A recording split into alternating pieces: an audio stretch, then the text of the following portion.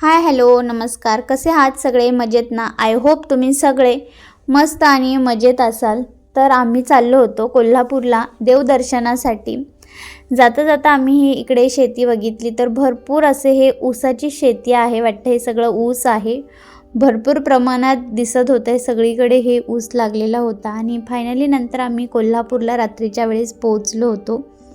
बघू शकता माझी बहीण, माझ्या बहिणीची मुलगी, आम्ही दोघं आणि बहिणीची माझ्या फॅमिली होती. तर आम्ही सगळे कोल्हापूरला संध्याकाळी पोचलो. आणि सकाळी उठून पहिले आम्ही गेलो होतो ते पंचगंगा नदी बघण्यासाठी आणि दुसरं होतं ते ज्योतिबा देवस्थान. तर सर्वप्रथम आपण पंचगंगा नदीबद्दल जाणून घेऊयात.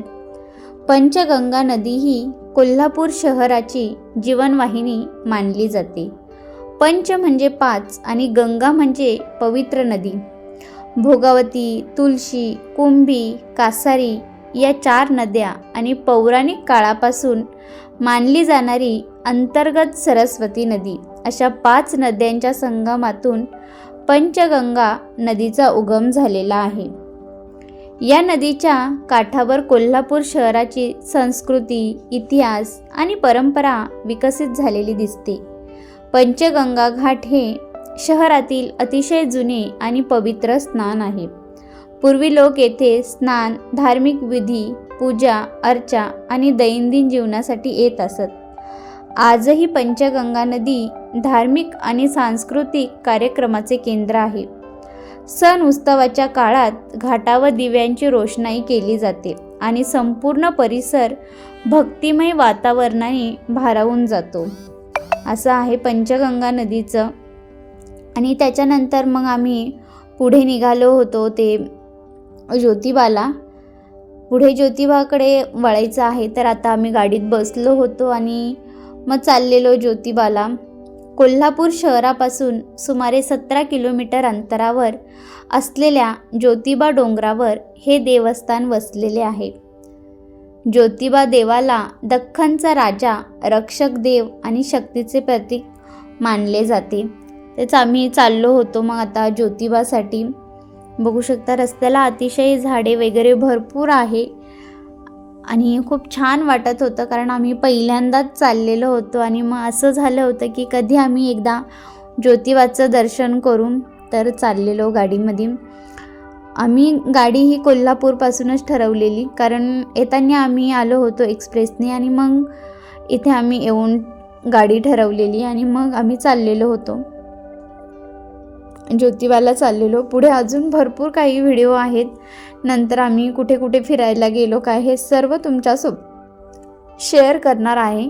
तर तुम्ही चॅनलला सबस्क्राईब केलं नसेल तर नक्की सबस्क्राईब करा जेणेकरून तुम्हाला सर्व व्हिडिओ बघायला भेटेल आणि आम्ही कुठे कुठे फिरायला गेलो आणि यापैकी तुम्ही कुठल्या कुठल्या ठिकाणी जाऊन आलात ते पण कमेंट करायला तुम्ही विसरू नका.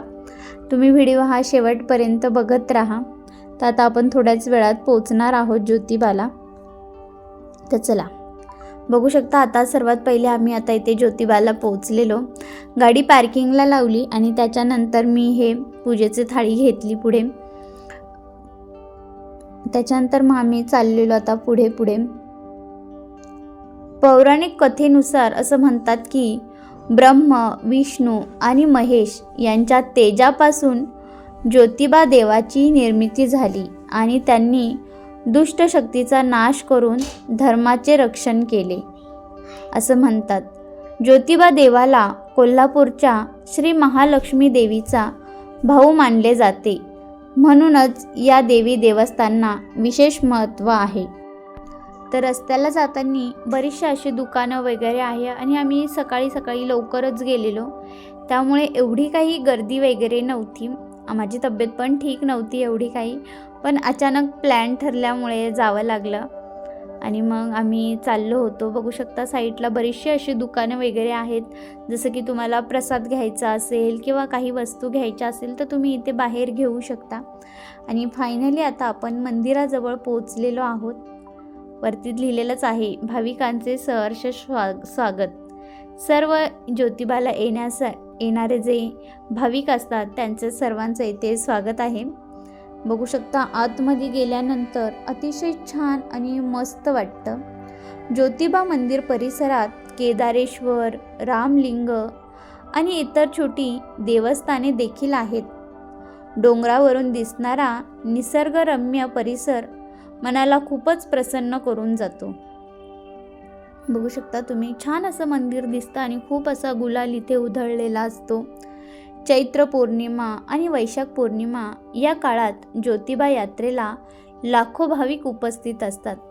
गुलाल उधळणे, ढोल ताशांचा गजर आणि भक्तिगीतांनी संपूर्ण डोंगर भक्तिमय रंगात न्हाऊन निघतो. पंचगंगा नदीची शांतता आणि ज्योतिबा डोंगराची भक्ती या दोन्ही ठिकाणचा अनुभव घेतल्यावर कोल्हापूरची खरी ओळख समजते. आमचा हा प्रवास केवळ फिरण्याचा नसून तो इतिहास, संस्कृती, श्रद्धा आणि निसर्ग यांचा सुंदर संगम आहे.